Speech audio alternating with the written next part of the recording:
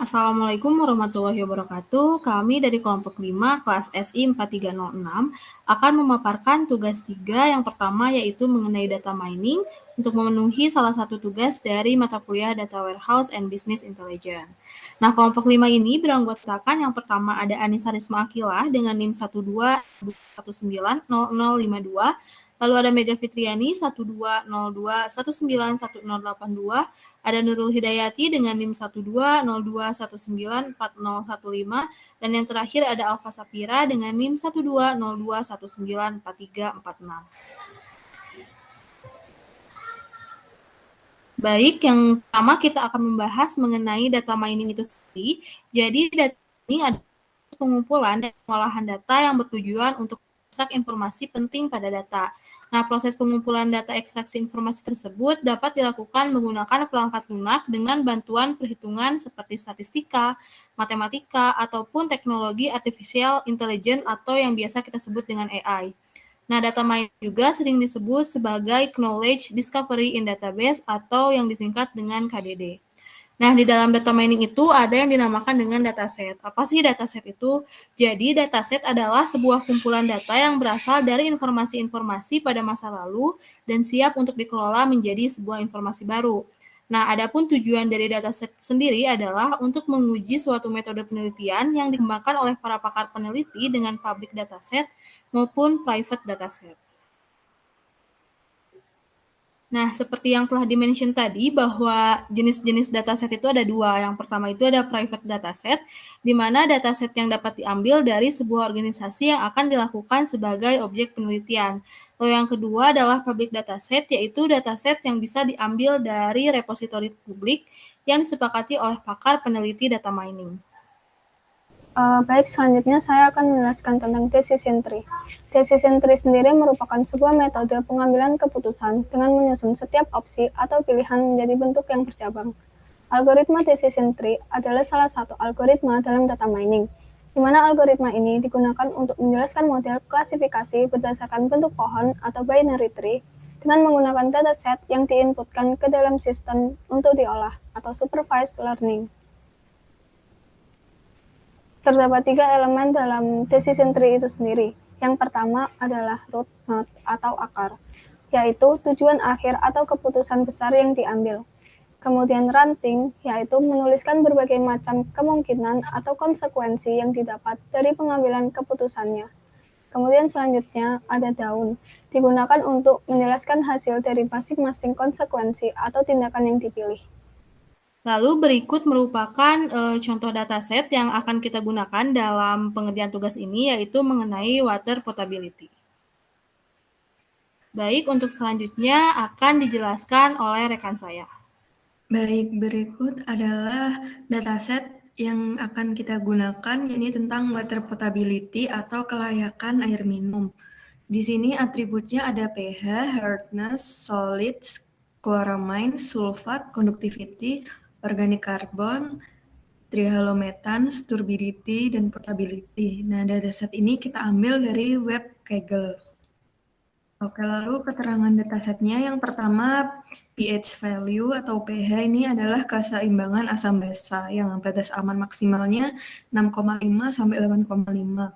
Yang kedua ada atribut hardness, yaitu kesadahan, yaitu menggambarkan kandungan mineral dalam air. Lalu yang ketiga ada atribut solids atau total dissolved solids. Nah, ini angka batas layak minumnya adalah 500 mg per liter sampai 1000 mg per liter. Lalu ada atribut chloramines, ini adalah kadar klorin, nah itu hingga 4 mg per liter atau 4 bagian per juta ppm yang dianggap aman dalam air minum.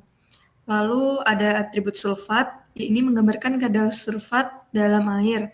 Lalu ada conductivity atau konduktivitas yang batas aman maksimalnya 400 µS per cm. Lalu ada atribut organic carbon, ini adalah total organik karbonnya yang kurang dari 2 mg per liter dalam air olahan atau minum dan kurang dari 4 mg per liter pada air sumber yang digunakan untuk pengolahan. Lalu ada atribut trihalometans. Nah, ini kandungan bahan kimia dari air dengan klorin. hingga 80 ppm yang dianggap aman dalam air minum. Lalu turbidity, ini kekeruhan air yang aman menurut WHO adalah 5,00 NTU. Lalu ada potability, layak minum atau tidaknya air. Kalau 1 layak, kalau 0 tidak layak.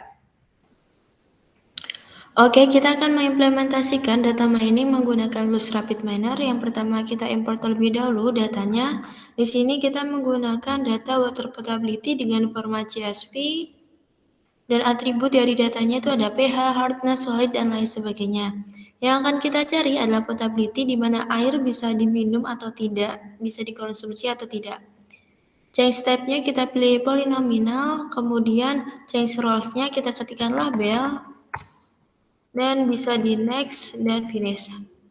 Ini datanya telah berhasil diimport.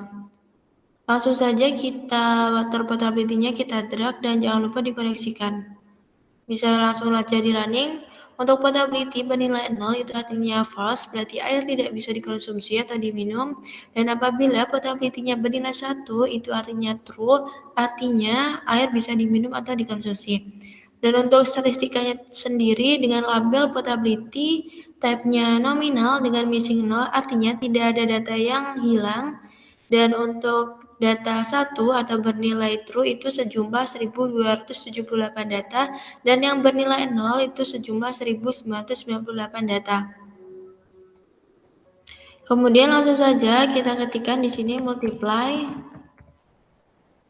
dan kita drag saja di sini. Kemudian kita ketikkan lagi decision tree. Di sini kita memakai pemodelan decision tree. Oke, bisa langsung kita running dan ini hasilnya sebagai berikut untuk tree-nya, bentuknya. Dan bisa kita lihat di sini ada hardness, tingkat kekerasan dari senyawanya. Apabila dia kurang dari sama dengan 98,410 berarti bernilai 1 atau bernilai benar, artinya air bisa dikonsumsi. Tetapi apabila dia lebih dari 98,410 maka harus dilihat lagi tingkat kekerasan senyawa atau hardness-nya. Misal kita lihat bagian yang solid di sini. Nah, untuk bagian yang solid ini apabila dia lebih dari 56.678,266 dia bernilai 0 atau false, artinya air tidak bisa dikonsumsi. Maka kita akan lihat lagi apabila dia kurang dari sama dengan 56.678,266 maka kita akan lihat lagi tingkat kesolidannya. Kemudian untuk deskripsinya sebagai berikut, kita bisa lihat di hardness yang lebih dari 305,432 terdapat yang bernilai false itu tidak ada data atau 0 dan yang bernilai benar atau true itu ada 6 data. Selanjutnya bisa kita ketikkan saja di sini apply model. Langsung saja bisa kita drag dan jangan lupa kita perhatikan untuk koneksinya.